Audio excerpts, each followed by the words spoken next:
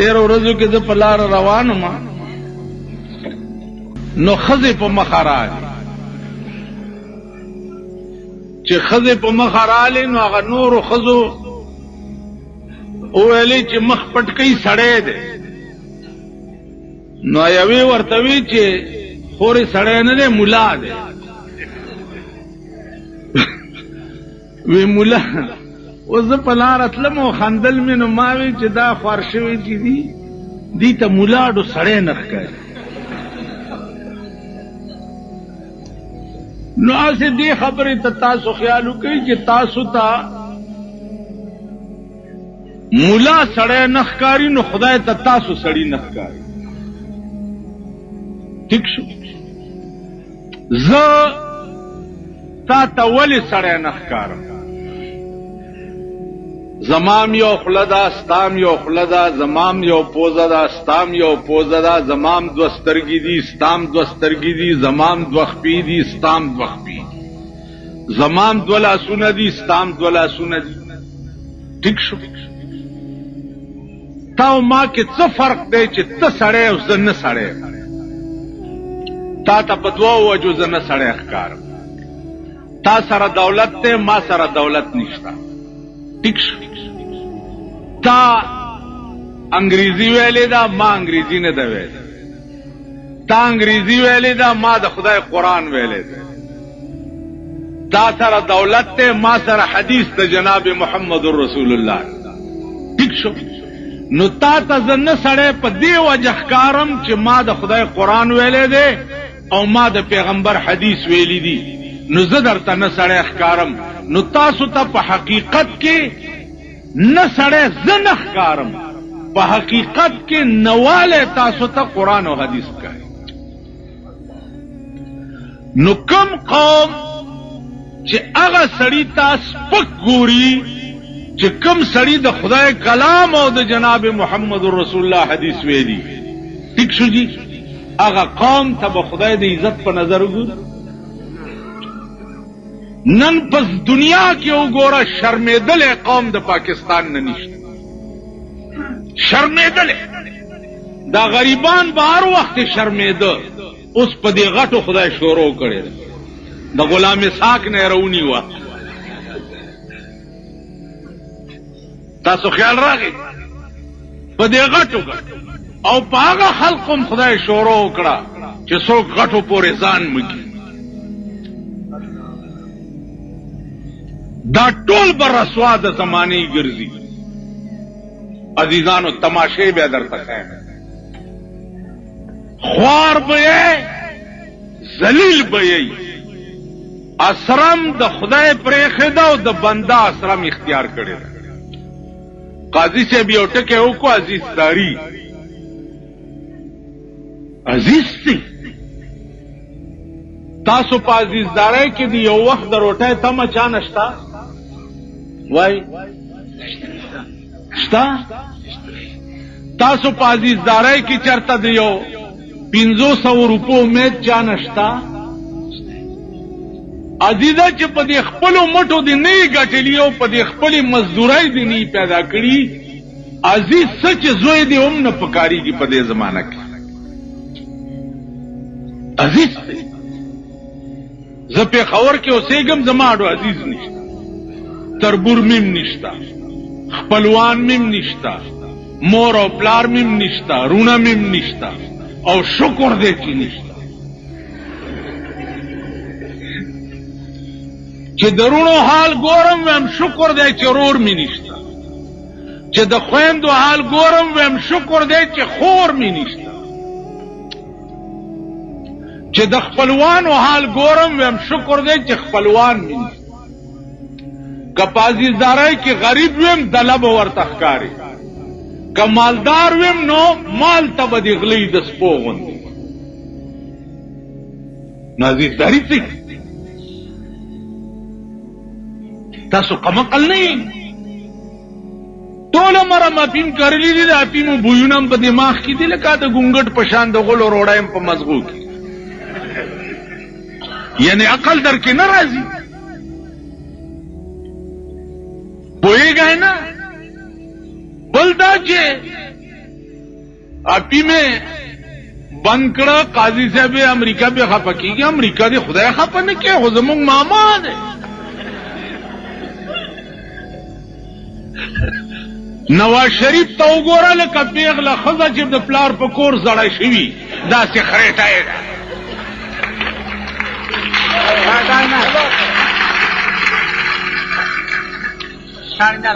خو د هغه ماما دی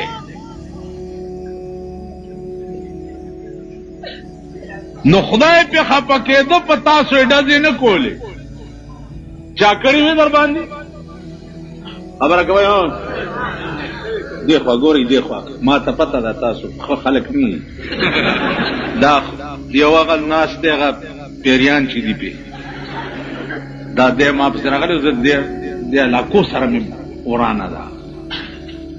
ښه خلک نه ما ته ګورئ عزیزانو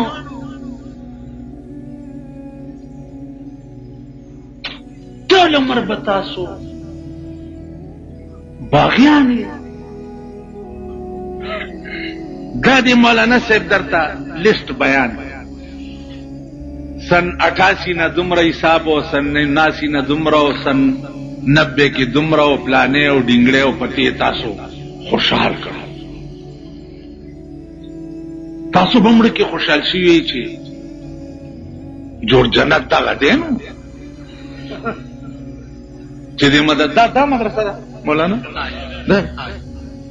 دا سپیره غوندې بلډینګ دی دام جوړه کړې ده او مولانا صاحب 2 لک آمدن او پلانې او ډینګړې او جوړ دغه جنت دی نه دا جنت نه جنت دا نه دی د یو اهم سړي سره جګړه چې ستاسو په دې شریعت بل کې څه شی دی دا تاسو چې د ضیاءالحق پس خوردې پې حلالوئ او قوم لم یو ډوم جوړ کړی دی چې شریعت بلم پیش کړي شریعت بلم پیش کړي په دې شریعت بل کې جنرل نیازی هم سینیټر او کټر پرویز دی کټر پرویزیان هغه خلق دی چې د پیغمبر حدیث ته ډکوسلې وای دي یهودیان دا پرویزیان هم په هغه سینټ کې ناست دا شریعت بلم جوړ کې مدي کې څه دي لیکن جی دیت دے او قصاص دے او پلانے دے او پلانے دے او پلان مہلاس غسل پکشتا ویچنا زناکار پکانو وشتل سنسارول پکشتا ویچنا شرابیان پا درووال پکشتا ویچنا ملبیا شریعت بل چشے شو شریعت بل نامی بتا سو ماما ہو رہی دل رونو شریعت بل ہم پیش کرے پدې ثوابه کې جلسه او شریعت بلم پیش کړی دی نو ما مولانا فضل الرحمن ته مال صدر بش نم تپوس کړی دی چې تاسو شریعت بل پیش کړی دا پاکستان خو د صدر بش او د امریکای پر رحم کرم یا 200 کاله د پیرنګیانو لاندې او یا اوس د امریکای لاندې دی نو صدر بش نم تپوس کړی دی چې تاسو شریعت بل پیش کړی لیدا دا غدار او بېمان عمل امید دا غدار و بیمان حکومت دروغجن و کذاب حکومت امید چې د شپې اعلان وکړ نواز شریف چې شریعت بل می پاس کړو او سهار له دومره غټه کټای ایڈوایزر واغستا عابد اوسه واغستا کنه دومره کټای نو مال په شریعت بل کې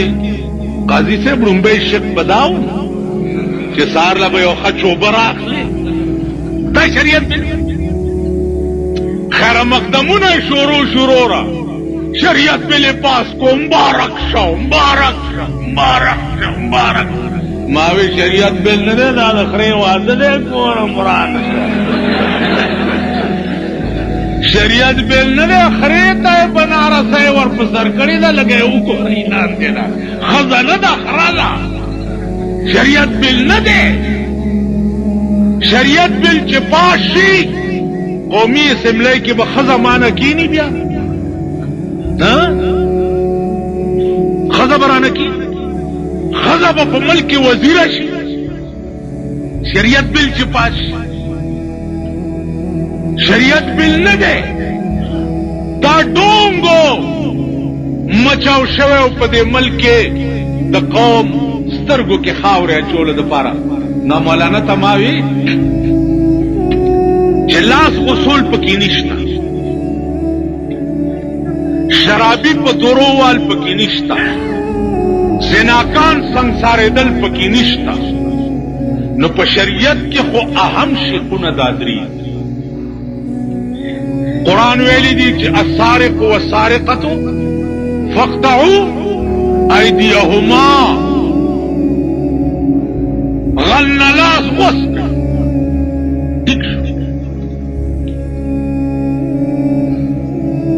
زناکار سنگسار شرابی په درو وای نو چونکه حکومت دې 3 کاله د غلو او د زناکارو او د شرابیانو په لاس کې دې د دوی په لاس کې 3 کاله دا ویلې د شیخ رشید خبره وی هغه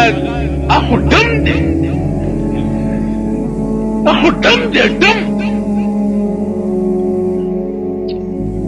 شیخ رشید څه کوي دا د قومي اسمبلی سپیکر دی وګوره راشي ما سره فوټو دی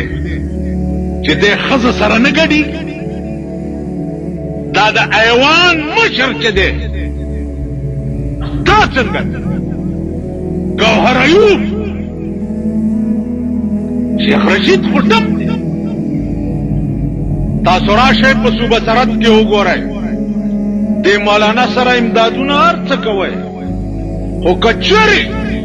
د پاکستان قانون تر څو پورې شریعت شوی نو او د اوقاف وزیر دې مدرسې ته راوستو نو تاسو باندې د ښځې په 3 کانو طلاقي چې یو نه ولا ورنه کوي تاسو پوه شئ په خبر د اوقاف وزیر سره پیسې ټولې د سود دي دا په بینک کې چې کومې د فکس ډپازټ نه او د سیوینګ اکاؤنټونو نه کټوتی کېږي دا ټولې سود دی دا ضیاء الحق سیاسي رشوت د مولا دپاره رئیس دی چې مولا په دې خرید کوه دا زمونږ د خسي کولو دپاره رئیس دی نو اوس مولا تبعي طور وکړې خو دی که نه چې اوقاف وزیر هم راشي هغه ورځ ښار کې یو جومات ته تللی نو مولا ورته ویل چې وای منسټر صاحب وی اجي صاحب دا ځمکه ستا د خپو قابله نه وه او ځمکه جومات قسم په خدای که درته وی دا ځمکه ستا د خپو قابله نه وه چې تا پې قدمونه کړ هلته چل څه 2 لکه روپۍ ورکړې وې نو دا د سود زکات چې دی دا یې رئیس دی زمونږ خسي کوړ دپاره مالا دا د بېنظیري په وخت کې خان بهادر چې وزیرو د اوقافو د تنګي دا د 80 کالو نهر اوس یې وګورئ داسې خویا شوی ټلیفون یې راته وکړو چې بېنظیره مشایخ او علما کانفرنس کوي تم ولا یو ګنټې له راشه او د 20 لکو روپو چک درلېږه د 20 لکو اولی کیش کا 20 لکه والا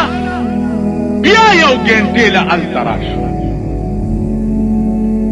نو ما ورته ویل چې خدای دې هغه کور وران که چې په تنګي کې دی ما 40 کاله په ښځو پسې ډرامې کړي چې د چا ښځه او لور بربنډه بار ګرځي د هغه نه لوی دله چرته وي مبارک هم شه دې کارخانو له به هم دا چوبرې راتلل شروع شي ښې تماشې به کوئ که خیر داسې اوس خو خړ پړیئ بیا به غوړ غوړ شي دا بوډاګان هم ورولئ بیا داسې ځکه دا انډسټریل ایریا بشي که نه دا چوپړې به هم ورته راځي بیا دلته به ډېره لوی آبادي وشي ښکاري نو ما ورته وی چې ما 20 کاله په ښځو پسې بد ویلي زما عقیده او ایمان دا دی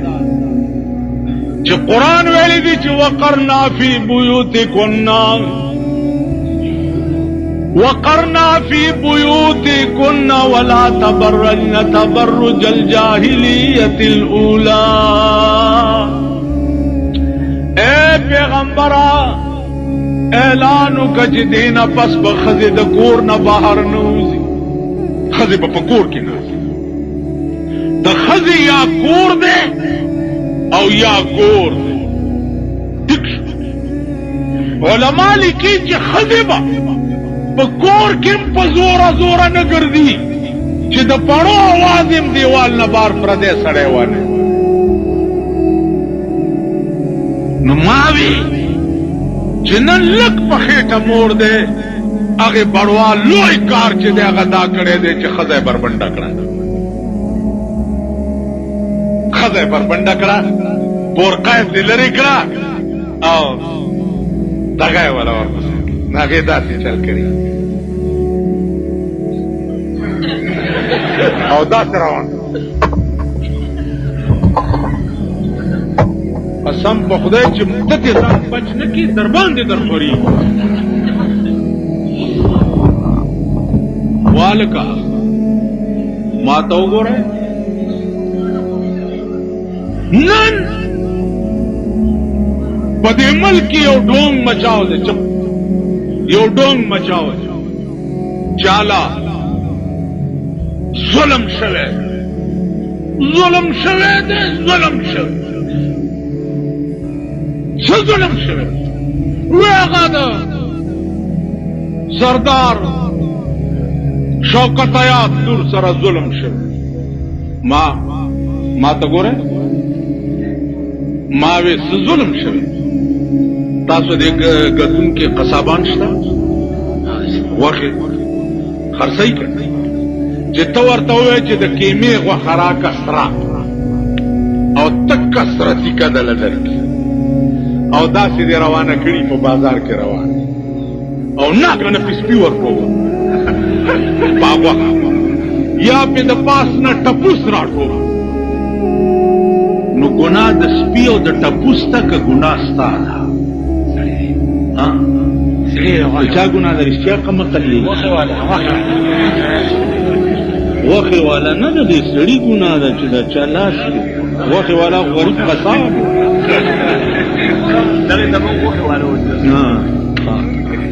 دی خوا وګوره ګناه د چا ده د دې سړي ده که نه چې هلکه سره تیکه غوښه دې بربنډه ولې نیولې که تا بربنډه نه وی کاغذ یا کپړه کې تاو وی بیا سپي پې نه راټوپ کولو نه پې ټپوس راټوپ نو ته ماته وایه چې درې منه سرې تیکې تاسو بار سره کوترئ نو په دې به سپي او ټپوسان نه راټوپ نو ګناه د چا ده تاسو د هغې وینه ده که مینه ده د هغې فوټو خو لږ وګورئ او ویښته یې یو غټشان و شوکت یو شی نو شی تا بار رایستی و سپو پې ورتوب کو نو ګناه د چا ده ګناه د چا ده نو عزیزانو عرض مې دا چې نن په ملک راشئ پېښور کې وګورئ تاسو ته وایم عزیزدار اجیجان راشئ که نه کابلی کې درته د بایسکوپونه فوټوانو ښه شرمېدلو د چا دي راشئ